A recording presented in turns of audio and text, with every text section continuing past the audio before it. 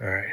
So when looking at the success that 7-Eleven Japan Co. had, it really comes down to how well they align their supply chain with overall business strategy. Right. Overall, they focus on five supply chain drivers, right? Facilities, inventory, transportation, information, and sourcing. But they didn't treat them equally. Instead, everything was built around speed and responsiveness, which is a little different than how some companies within the US base their models around, right? So, for example, their stores are very small, they're very conveniently located, very close together in high populous areas. Their facility strategy um, allowed them to serve consumers quickly in high density area. Tokyo being one of the main areas, the main focus points around the 7-Eleven Japan Co. Um, Next, they were focused on their inventory. So they kept inventory lows within the locations that they had, but they restocked very frequently. So instead of holding a large amount of products that may not move, they held a smaller level that allowed them to restock on a daily basis and relied on the constant replenishment and the constant moving of inventory to increase sales and match the demands of the customer rather than holding on to a large debt of inventory in certain locations. Next, uh, they focus on transportation, right, which is one of the big strengths of this particular case study. They use frequent small deliveries, right? Rather than doing large once a week deliveries, they delivered either one or multiple times a day. This kept all the products on the shelves fresh, and then it reduced the waste that they had as a company. Now, in my opinion, one of the most important drivers that they used was information, right? Their systems track sales in real time, right? Allowing them to adjust deliveries to each store. This is what ties everything together and creates a strong fit for this particular company. I kind of used the Copra and Medell 2019 to kind of formulate this opinion. If they had prioritized, I'd say they focused on information and transportation more than any of the other drivers. And it enabled the systems to stay responsive and kind of keep the product moving. Looking at other companies that are similar, there's good examples of different supply chain priorities. For instance, I noticed that Amazon focuses more heavily on facilities and transportation.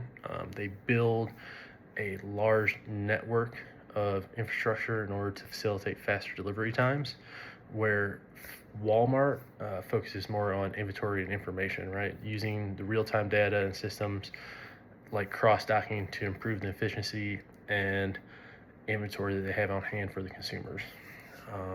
Another U.S. company that kind of fits into this is Zara.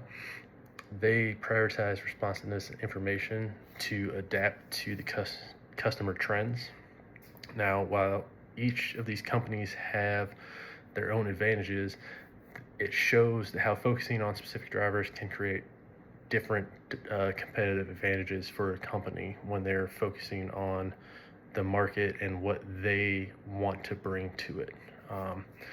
Now, when it comes to bringing 7-Eleven success to the United States, there are some challenges. There's quite a few of them. The biggest difference is the geography, right?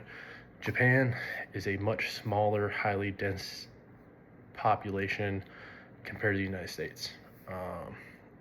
We're a lot more spread out. There's a lot more distance between different stores, which in turn makes the frequent deliveries that they use to build their success a lot more difficult for us and a lot more expensive because we have a lot more distance to travel, a lot more freight that's going to be moved from point A to point B. Gas prices are going to drive up. Overall, the manning needed to transport the product is going to drive up, so it's just a lot more difficult for us.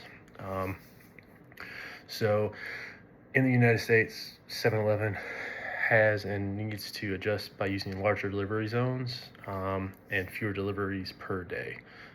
That's why I don't think that the 7-Elevens within the United States are on par with the 7-Elevens within Japan or even South Korea.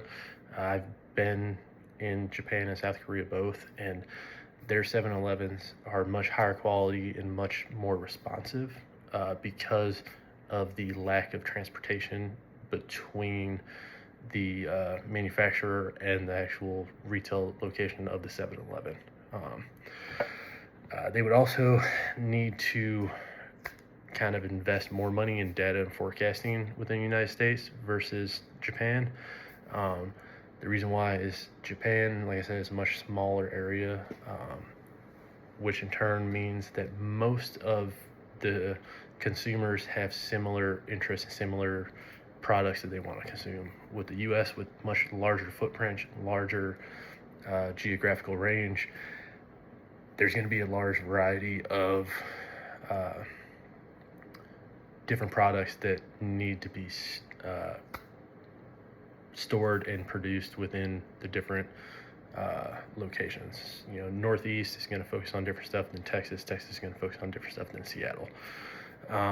Another important adjustment would be product selection. Because of this wide variety of consumers and products that would be going to the different 7-Elevens, they would have to adjust that per location using the data and forecasting that I mentioned earlier in order to make sure that the product is actually going to move in that location. It's not going to sit on the shelf and just end up being, debt for the overall company. And then finally, I think in order to bring them to the United States, they would have to do a lot of work with regional suppliers in order to maintain the flexibility and responsiveness that they have built in Japan.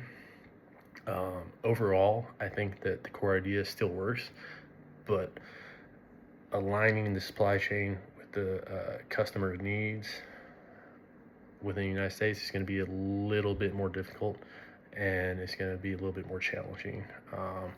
And they're going to need to adapt in order to fit the different environment within the United States versus Japan.